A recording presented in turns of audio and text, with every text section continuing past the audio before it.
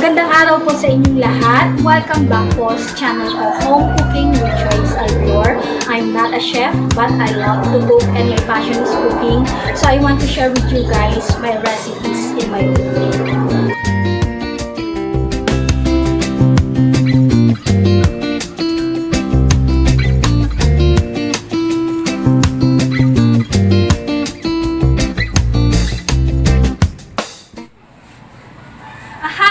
Everybody, welcome back po sa channel ko, Home Cooking with Joyce Alvior. So, kumusta po kayong lahat?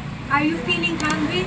Nako, saktong-sakto po dahil magluluto tayo ng masarap na pang-merienda, panghanda, at masarap na pang-ulam na rin. And ito ay ang pansit. And alam nyo guys, na ang pansit ang daming klase.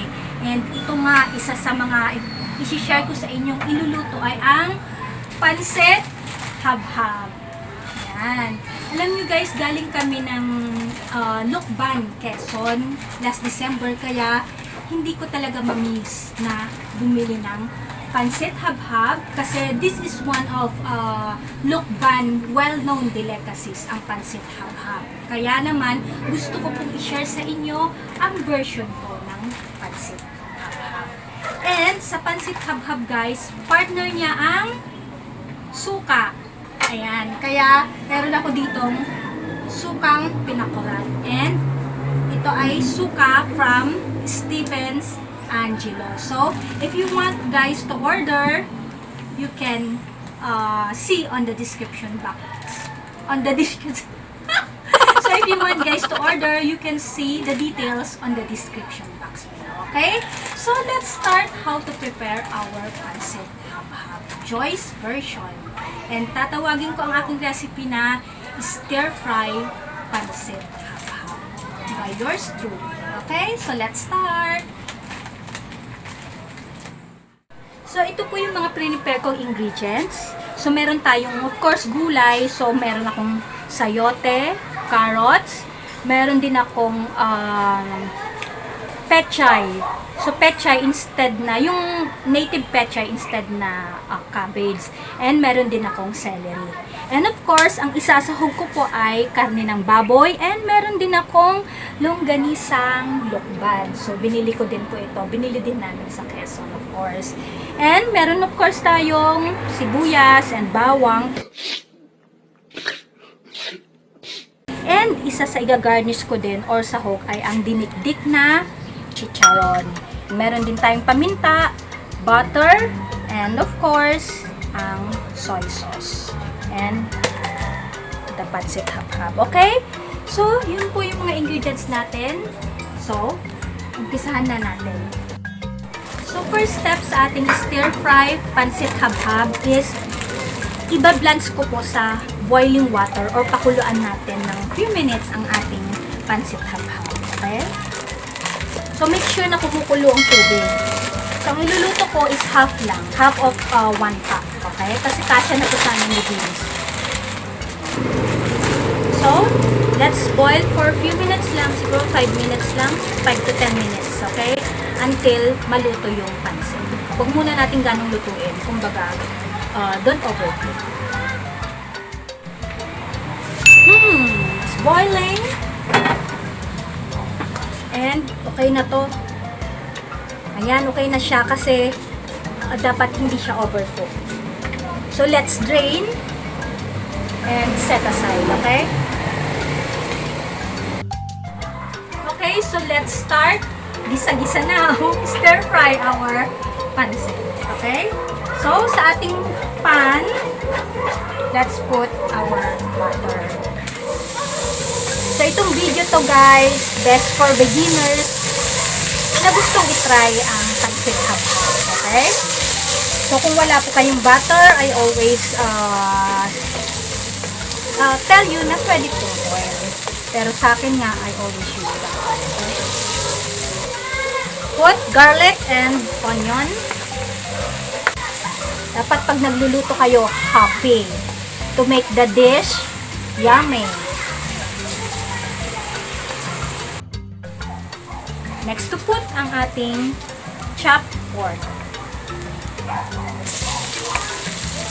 Ito itong longganisang habhab natin guys, I fried it earlier. So, mamaya pang garnish na lang. Okay? So, yun yung isang sa mga unique na ingredient ng ating pancit habhab. We put longganisa. Longganisang Lucban. So, lutuin lang po natin ang ating pork until golden brown. Okay? Let's put our gulay. Okay? So, una nating ilagay ang sayote at ang carrots. Kasi ang ating pechay and celery, madali lang lutuin. Okay? Ayan. And then, let's put soy sauce. Ito yung magpapalasa sa ating pansit. Ayan. So, kung kulang pa sa alat, dagdagan. Huwag lang sobra. And then, of course, ang ating paminta. Ayan. And then, let's put our blanch o pinakuloang pancit habhab. So, no need to put water kung stir fry, pero pwede nyo rin pong dagdagan ng konting tubig. Okay? Kasi luto na tong pancit. Ayan, stir fry kasi natin. Parang Japanese. Parang Chinese style. Okay? Kung nakikita nyo medyo natutuyo, you can add water. Okay? So, dagdagan natin ng konting water.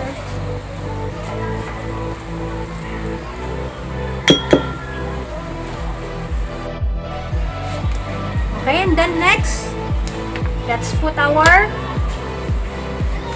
lettuce, pechay, and celery. Ituin lang natin ng konti ang ating gulay, okay? And then all done, ganun lang kasimple ang pagluto ng ating pancit habhab. Then, lagyan natin ng dinikdik na chicharon and set aside tayo ng konti for our garnish. Let's put into plate.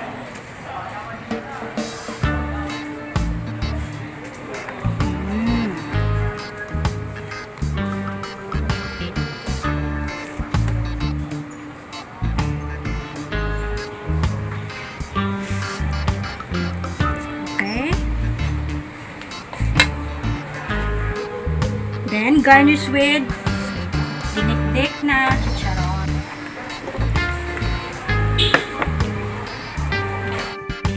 Then, garnish with Lucban longganisa. Okay?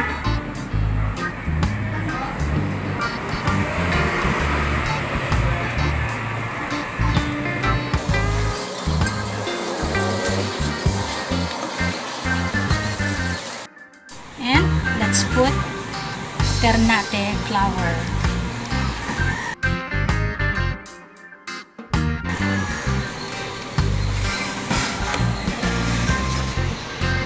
Here's my finished product. Ang aking stir-fried pancit habhab. Habhabin na natin!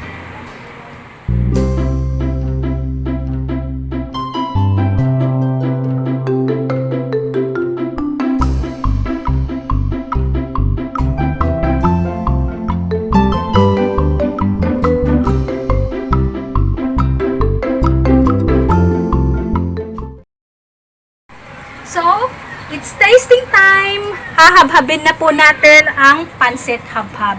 And alam nyo kung bakit tinawag siyang pancit habhab? Kasi itong pancit na to ilalagay mo sa dahon ng banana, saging, na hindi ginagamitan ng kutsara o tinidor. Okay? So, let's habhab. Ready?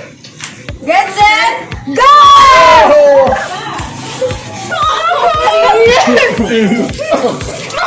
Puro sukay, nakakain ko. Kumusog ako. May nanalo. May nanalo sa dito! Nanalo sa dito! May nakalimutan pala ako ang magic suka. Ayan. Kaya hindi tayo magkakalamansi sa pancit habhab, kundi suka ang kapartner. Mas masarap, di ba?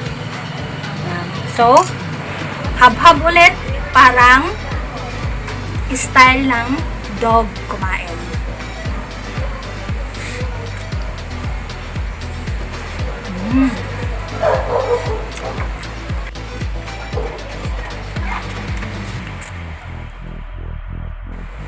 So pag nagagawi po kayo sa Lucban, don't forget to try their Pancit Habhab. And 10 pesos lang po isang serving ng Pancit Habhab sa Lucban, okay? And ang sarap po nito, the longganisa na sinahog natin is saktong-sakto with sukang masarap. Okay? Kakaiba to sa Pancit Canton na nabibili natin. Iba ang texture and malasang-malasa. Panado to. So try Pancit Habhab. So maraming salamat po sa patuloy na suporta sa YouTube channel ko. And sa mga hindi pa po nagsusubscribe, please to subscribe to my YouTube channel, Joyce Alvior. So salamat po sa panunood for today's video. Okay, bye for now! Try this recipe. This will definitely yummy. Pancit Habhab.